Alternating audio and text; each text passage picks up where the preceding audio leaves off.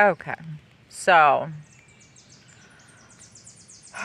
where to start?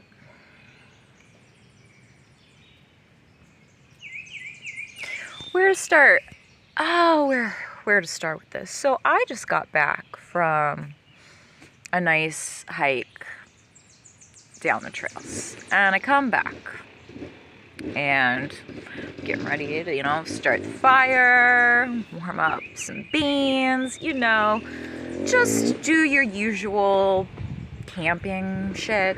And lo and behold, I look over.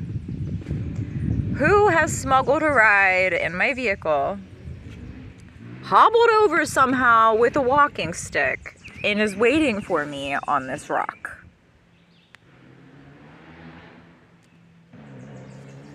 I shit you not.